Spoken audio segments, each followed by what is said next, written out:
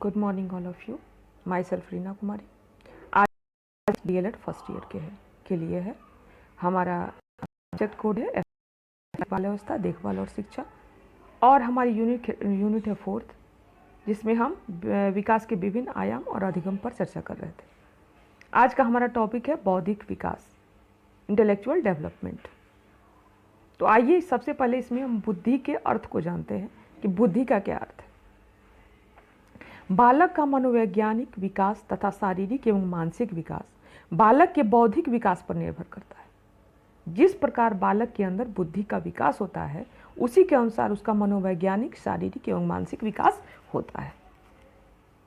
बौद्धिक विकास के द्वारा, बुद्धि के विकास के द्वारा ही बालक में चिंतन की क्षमता, तर्क करने की क्षमता, लक्ष्य प्राप्ति के लिए पूर्ण ढंग से कार्य करने की क्षमता, प्लानिंग बनाने की, जो एम्स वह निर्धारित करता है, जो निश्चित करता है, उन उद्देश्यों को प्राप्ति करने के लिए जो वह प्लानिंग करता है और उस पर प्रभावपूर्ण ढंग से कार्य करता है, वह बुद्धि के द्वारा ही संभव है। बुद्धि की परिभाषा जो हमारे वैज्ञानिकों ने अलग अलग ढंग से प्रस्तुत की है, जिसमें विलियमस्टन कहते हैं कि जीवन की परिस्थितियां एवं नवीन समस्याओं में सामान्य मानसिक ही बुद्धि है। जीवन की जितनी भी हमारे लाइफ में जो प्रॉब्लम्स आते हैं, जो परिस्थितियां हमारे सामने आती हैं, और उन समस्याओं को, उन प्रॉब्लम्स को जब हम सॉल्व करते हैं, तो वह बुद्धि के द्वारा ही वह जो है वह करती है कि हमने किस स्तर तक उस प्रॉब्लम का सॉल्यूशन ढूंढा है। तो वह हमारी बुद्धि को निर्धारित करती है। टर्मन कहते हैं कि एक व्यक्ति उसी अनुपात में बुद्धिमान होता है उसमें अमूर्त चिंतन की क्षमता होती है।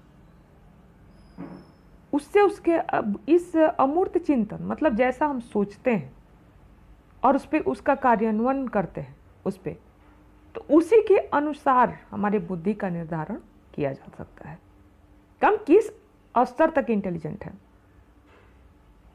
किस प्रकार से हमने सोचा और उस पर से क्रियान्वयन किया, उसको किस प्रकार से हमने यूज किया। तो यह जो है वह ये हमारी बुद्धि को निर्धारित करता है। अब बौद्धिक विकास का महत्व, हमारे जीवन में बुद्धि के विकास का क्या महत्व है। तो सबसे पहले प्लानिंग करना, वह कई प्रकार की योजनाएं बनाता है। वह भविष्य में किस प्रकार से रहना चाहता है, क्या करियर बनाना चाहता है, इस प्रकार की जो प्लानिंग बनाता है वह हो जाता है, वह बुद्धि के द्वारा ही यह संभव है। बौद्धिक विकास के साथ साथ बालक को समय का ज्ञान होने लगता है और वह धीरे धीरे कई प्रकार की उपलब्धियां अर्जित करता है। लेकिन कितने टाइम मैनेजमेंट का जो ज्ञान है वह उसे बुद्धि के द्वारा ही होता है कि इतने समय में उसे यह कार्य को अंजाम देना है, इस कार्य को करना है। आवश्यकताओं में वृद्धि, जैसे जैसे इंसान का उम्र बढ़ता है उसकी आवश्यकताएं बढ़ती हैं। प्रारंभ में बालक की आवश्यकता होती है भूख, प्यास, नींद इत्यादि, परंतु आयु जैसे जैसे उसकी बढ़ती है उसकी बौद्धिक विकास की क्षमता बढ़ती है और उसकी आवश्यकताओं का दायरा भी बढ़ जाता है, और उन आवश्यकताओं को प्राप्त करने के लिए वह भिन्न भिन्न प्रकार के प्लानिंग बनाता है, योजनाएं बनाता है। रुचियों का विकास, जिस प्रकार से उम्र बढ़ती है बालक में रुचियों का विकास होता है और उसके अनुसार उसके अंदर होता है। नवीन विचारों का उदय, बौद्धिक विकास के साथ साथ बालक में नए विचारों का भी उदय होता है। वह पास्ट में घटी हुई जो उसके अंदर घटनाएं होती हैं, जो प्रेजेंट में जो उसके साथ चल रहा होता है या भविष्य में जो चलने वाला होता है, उन चीज़ों में अंतर करना वह सीख जाता है। यह हो जाता है उसके बौद्धिक विकास का महत्व। अब मेंटल एज और जो मानसिक आयु और बुद्धि लब्धि क्या है, आईक्यू क्या है और मेंटल एज कैसे प्राप्त करनी है, कैसे जानना है कि किसी बच्चे का आईक्यू लेवल क्या है, उसकी इंटेलिजेंसी का किस स्तर तक वह बुद्धिमान है, उसके इंटेलिजेंसी का स्तर कितना है। तो यह जानने के लिए हमारे मनोवैज्ञानिकों ने कई प्रकार के सूत्रों का निर्माण किया है। इसमें टर्मन ने एक सूत्र दिया है कि अगर आईक्यू लेवल जानना है तो हम मेंटल एज और क्रोनोलॉजिकल एज, मानसिक आयु और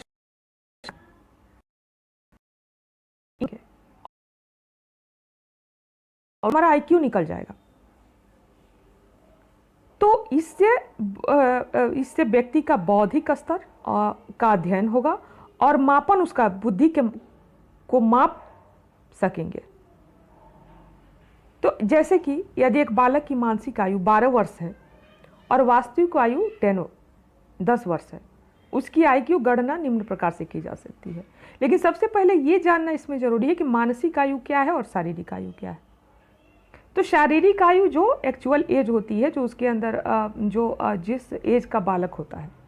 लेकिन अक्सर कई परिस्थितियों में हम देखते हैं कि एक छोटा बालक भी सीनियर क्लासेस के प्रॉब्लम सॉल्व करने लगता है। जैसे 3rd क्लास का बालक है और उस क्लास का प्रॉब्लम सॉल्व कर दिया, तो उसकी मानसिक आयु 5th क्लास की ही मानी जाएगी और शारीरिक आयु 3rd क्लास की है, जो जिस क्लास में वह है।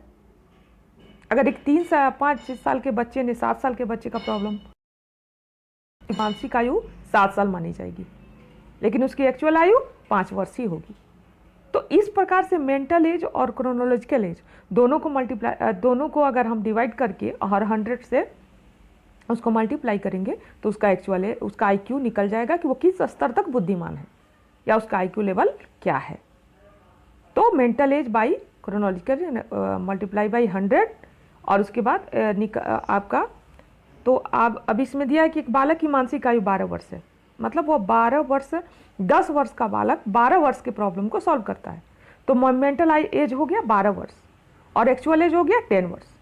तो हम जैसा कि ये सूत्र है, तो इसके अनुसार पहले हम इसका मेंटल एज लिखेंगे, फिर उसको डिवाइड करेंगे एक्चुअल एज से, फिर उसके बाद 100 से मल्टीप्लाई करेंगे तो उसकी बुद्धि लब्धि जो है, उसका आईक्यू लेवल जो है 20 निकलेगा। इंटेलिजेंट वह प्रखर बुद्धि का माना जाता है, वो काफ़ी इंटेलिजेंट माना जाता है।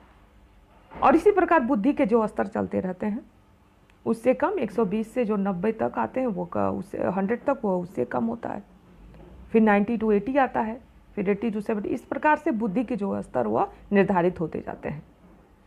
और बौद्धिक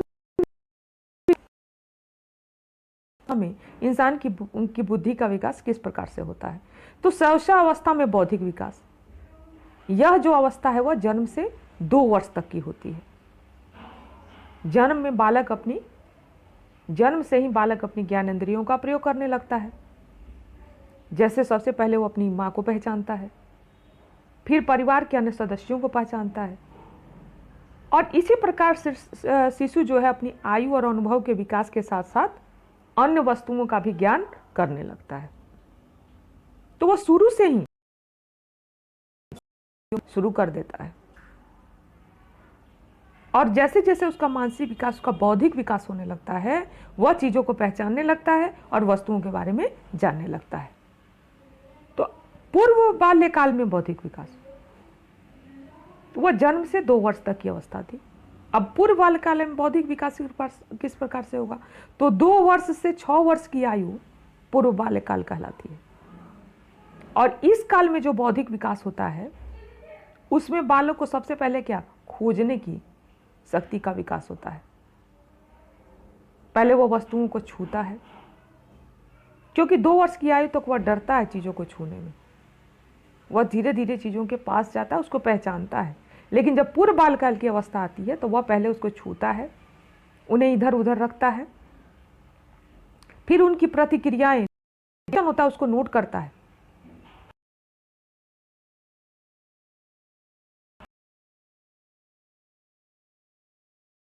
उसके बारे में वो करना चाहता है, को चाहिए होता है।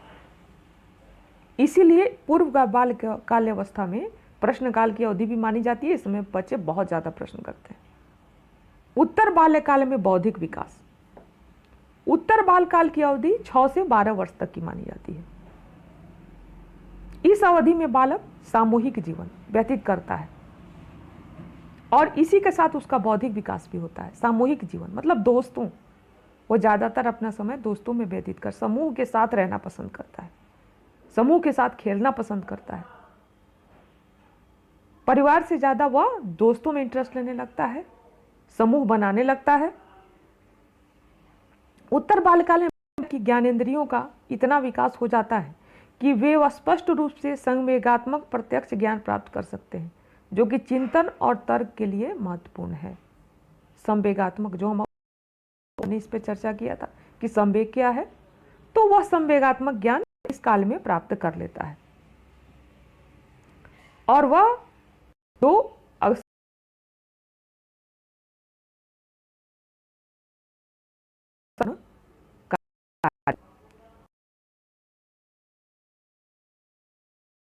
जानकारी एकत्रित करने की का प्रयास करता है। उत्तर काल बाल्यकाल में बालक में प्रयुक्त महत्वपूर्ण विशेषताओं का विकास होता है। इन विशेषताओं का विकास इस उत्तर बाल्यकाल में होता है। वह जानना चाहते हैं कि इसकी वास्तविकता क्या है। अब वो चीज़ों को हम बहला नहीं सकते, उन्हें कहानियां नहीं बता सकते, उसकी वास्तविकता को समझाना आवश्यक हो जाता है। हमारा सेकंड टॉपिक है सामाजिक विकास, सोशल डेवलपमेंट, बच्चे का सामाजिक विकास। तो सामाजिक विकास, जब बालक में बुद्धि विकास हो जाता है तो वह समाज से जुड़ जाता है, समाज में समायोजन होता है। तो सामाजिक विकास में की अर्थ और प्रकृति जानते हैं। तो चाइल्ड के अनुसार सामाजिक विकास वह प्रक्रिया है जिसके द्वारा व्यक्ति में उसके समूह मानकों के अनुसार वास्तविक व्यवहार का विकास होता है। समाज में जब बालक जाता है तो वह व्यवहार करना सीखता है।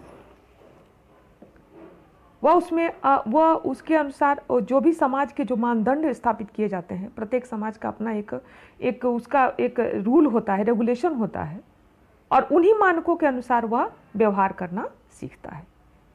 हॉर्लक के अनुसार सामाजिक विकास का अर्थ उस योग्यता को अर्जित करना है जिसके द्वारा सामाजिक प्रत्याशाओं के अनुसार व्यवहार किया जा सके।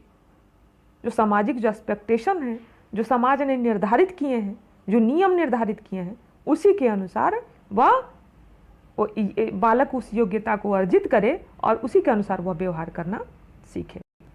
इस प्रकार इन परिभाषाओं के आधार पर यह कहा जा सकता है कि सामाजिक विकास वह प्रक्रिया है जिसके द्वारा व्यक्ति अपनी समूह मानकों के अनुसार और सामाजिक प्रत्याशाओं जो एक्सपेक्ट करता है समाज उससे, उसके अनुसार व्यवहार करना वह सीखने लगता है। सामाजिक प्रक्रिया में 3 प्रक्रियाएं सम्मिलित हैं। समाज द्वारा मान्य व्यवहार का विकास, समाज जो एक का व्यवहार निर्धारित करता है कि हमें इस प्रकार के समाज के रूल्स को मानने हैं, तो जो समाज जो के द्वारा उनको वह मानता है। सामाजिक रोल्स का विकास, उसके अंदर सामाजिक रोल्स जो है, समाज में किस किस प्रकार के रोल, माता पिता, भाई बहन, दोस्त, संगी, साथी, इस तरह के बहुत सारे रोल्स होते हैं, क्योंकि परिवार से ही समाज बनता है। तो उसके अंदर इस प्रकार के, वो किसी का भाई होता है, किसी का पति होता है, किसी का बेटा होता है। तो इस प्रकार उसके अंदर जो ये सामाजिक रोल्स हैं उनका विकास होता है। सामाजिक अभिवृत्तियों का विकास, सामाजिक अभिवृत्तियां क्या है?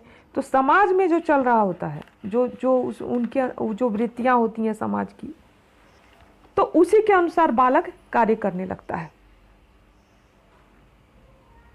समाज जो निर्धारित करता है, जिस प्रकार के कार्य निर्धारित करता है,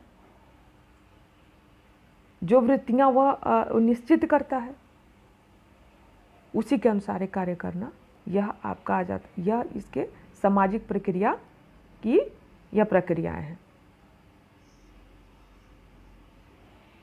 सामाजिक विकास की अवस्थाएं, फिर से तो सहसा अवस्था में सामाजिक विकास क्या होता है?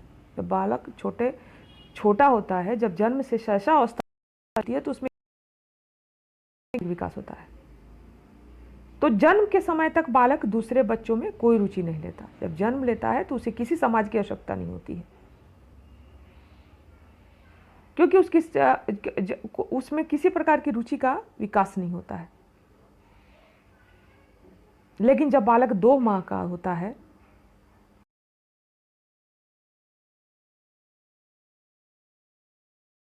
तो आयु तक बालक का श्रवण सिस्टम भी सुनने लगता है, विकसित हो जाता है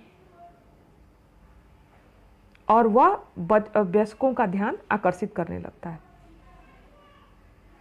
वह वयस्कों को, जो भी अपने माता पिता की जो भी अभिव्यक्ति होती है उसको वो कैच करने लगता है और बालक की इन्हीं प्रतिक्रियाओं से उसके अंदर सामाजिक विकास की प्रक्रिया उत्पन्न होती है। 4 माह में बालक कुछ चेहरों को पहचानने लगता है और 5-6 माह तक की अवस्था तक उसमें अपेक्षाकृत और अधिक सामाजिक विकास उत्पन्न हो जाता है। वह अपने माँ पिता इत्यादि को पहचानना शुरू कर देता है। शैशवावस्था में कुछ विशिष्ट सामाजिक व्यवहार। जन्म से 2 वर्ष की अवधि तक बालक अनेक सामाजिक अनुक्रियाएं करने लगता है, जैसे अनुकरण, देखकर सीखना, आश्रितता, दूसरे पर आश्रित रहना, ईर्ष्या, कंपटीशन उनके अंदर आने लगता है, सहयोग लेना या देना। वह सहयोग, अपने कार्यों में दूसरों का सहयोग लेने लगता है, उसे शर्म आती है, संकोच करने लगता है, दूसरों का अट्रैक्शन प्राप्त करने की उसमें प्रवृत्ति हो जाती है। इस प्रकार से जो है कुछ विशिष्ट सामाजिक व्यवहार वह करने लगता है। पूर्व बाल काल में सामाजिक व्यवहार प्रकार आक्रामक, जब 6 से 12 वर्ष की अवस्था में उसमें एग्रेशन आने लगता है, चिड़चिड़ापन, क्रोध। इसके बहुत से कारण होते हैं, सामाजिक, पारिवारिक, तो उसी के अनुसार यह उसके अंदर ज़्यादा या कम होता है। बच्चों पर चीज़ों पर रिएक्शन, समय पर, परिस्थितियों पर रिएक्ट, बात पे, तो इस प्रकार के जो भावनाएं हैं वह उसके अंदर ये संवेगात्मक शक्तियां आने लगती हैं और जैसा उसका सामाजिक पारिवारिक माहौल होता है उसी के अनुसार वह कार्य करता है। अब हमारा अगला पॉइंट है भाषा विकास, लैंग्वेज डेवलपमेंट। तो लैंग्वेज डेवलपमेंट क्या है? भाषा का विकास। तो कहा जाता है कि जब इंसान में भाषा के बगैर इंसान जो है वह एक जानवर की तरह है। मनुष्यों को श्रेष्ठ हमें भाषा ही बनाती है।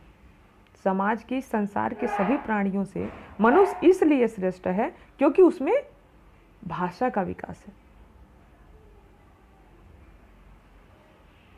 भाषा का विकास सभ्यता के साथ साथ चलता है। जैसा कि हम जानते हैं कि जब से हमारे अंदर भाषा का विकास हुआ उसी के अनुसार हमारी सभ्यता का जन्म हुआ, क्योंकि उससे पहले हम जंगल में रहते थे, जंगली प्राणी मनुष्य होता था। उसमें लैंग्वेज, जब ये भाषा का व्यवहार शुरू हुआ, जब भाषा का विकास उसमें हुआ, तभी सभ्यता का, और भाषा के विकास के साथ ही, भाषा लैंग्वेज को जानने के साथ ही उस समय की सभ्यता का ज्ञान भी हमें प्राप्त हो जाता है।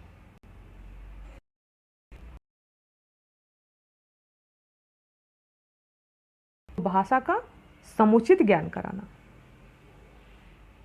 किसी व्यक्ति की बौद्धिक योग्यता का सर्वश्रेष्ठ माप उसका शब्द भंडार है। वो बुद्धि में कितना इंटेलिजेंट है, कितना सुसभ्य है, कितना सुसंस्कृत है, या उसके बोल चाल, उसकी भाषा के द्वारा ही हम उससे उसका ज्ञान हो जाता है। भाषा का अर्थ हॉर्लॉक कहते हैं, भाषा में संप्रेषण के वे सभी साधन आते हैं जिनमें विचारों और भावों को प्रतीकात्मक बना दिया जाता है, जिससे वे अपने विचारों और भावों को दूसरे से अर्थपूर्ण ढंग से कह।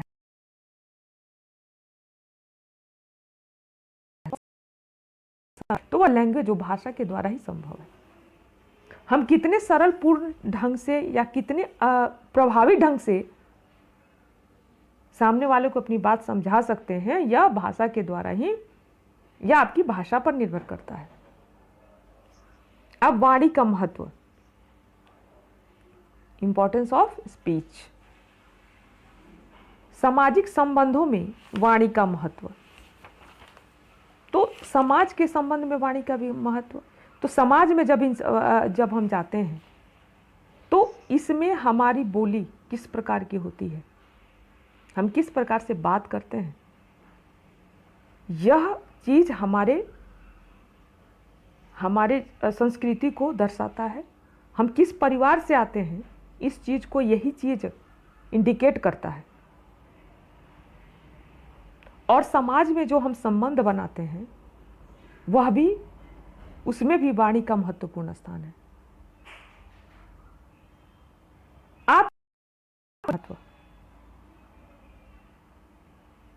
आत्म मूल्यांकन, जब हम अपना मूल्यांकन करते हैं खुद का, तो इसमें क्या होता है, इसमें भी वाणी का महत्व है। शैक्षिक उपलब्धि में महत्व, भाषा का शिक्षा के क्षेत्र में सबसे ज़्यादा महत्व है। जो भी शिक्षा से उपलब्धियां हम प्राप्त करते हैं, इसमें हमारी वाणी का, हमारी भाषा का महत्वपूर्ण स्थान।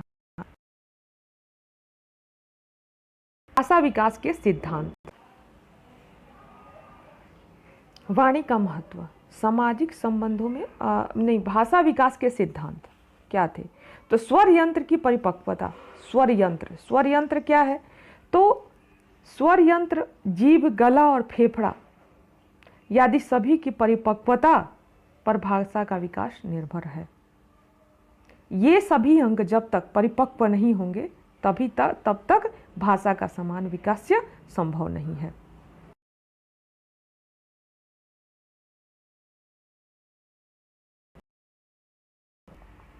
भाषा के विकास को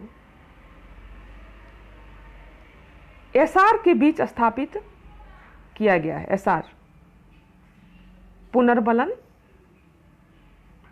और रिस्पॉन्स, जो कहते हैं स्टिमुलस और रिस्पॉन्स। तो स्किनर जो हमारे मनोवैज्ञानिक है, उन्होंने भाषा के विकास को समझाया। उनके विचार में भाषा को अर्जित करना और ध्वनि संयोजन इत्यादि का जो उन्होंने वो ध्वनि संयोजन इत्यादि का होना अत्यंत आवश्यक है। बच्चे जो के अंदर जो भाषा का विकास होता है वह दूसरों से सीखता है। अन्य भी परिस्थितियों में हमारे भाषा का विकास होता रहता है, जिसे हम स्कूल से, समाज से, परिवार से और बहुत जगहों से यह भाषा ग्रहण करते हैं। कुमास्की भाषिक सिद्धांत। कुमास्की मनोभाषिक सिद्धांत क्या है? तो इस सिद्धांत के अनुसार कुमास्की कहते हैं कि भाषा प्राप्ति का कार्य या भाषा विकास वातावरण के प्रभाव, जैसे माता पिता की वाणी तथा पुनर्बलन और भाषा अर्जित करने की जन्मजात प्रवृत्ति के अंतःक्रिया के द्वारा होता है। जहाँ हम जन्म लेते हैं, माता पिता का व्यवहार कैसा है, वो किस प्रकार की भाषा यूज करते हैं, वह कुमास्की का मनोभाषिक सिद्धांत है। उन्हीं के अनुसार, उसी के अकॉर्डिंग हमारे भाषा का विकास भी होता है। सामाजिक अधिगम सिद्धांत। सामाजिक अधिगम सिद्धांत क्या है? इसमें भाषा का क्या महत्व है? इस सिद्धांत के अनुसार बालक भाषा के संबंध में जो कुछ भी सीखता है वह मॉडल के व्यवहार, निरीक्षण और अनुकरण पर आधारित है। जैसे हर एक बालक के जीवन में कुछ रोल मॉडल्स होते हैं और वो जिस प्रकार की भाषा का व्यवहार करते हैं उसी के अनुसार उसके अंदर भी भाषा का विकास होता है। उनके समाज में जो रोल मॉडल्स हैं वह किस प्रकार का, भाषा का स्नायुविक आधार, भाषा का प्रारंभिक विकास और अधिगम जो है वह इन स्नायुविक आधार पर ही निर्भर करता है। भाषा का संबंध मस्तिष्क से है, वह बाएं भाग में क्योंकि देखा जाता है कि जन्म के समय कुछ बच्चों का जो किसी प्रकार की उनके ब्रेन में क्षति हो जाती है तो उनके भाषा का विकास सही प्रकार से नहीं होता है। तो भाषा का संबंध स्नायु से है, ब्रेन से है। तो इससे भी का स्नायु। अब नैतिक विकास, मोरल डेवलपमेंट, नेक्स्ट लेक्चर में हम इस संबंध में चर्चा करेंगे।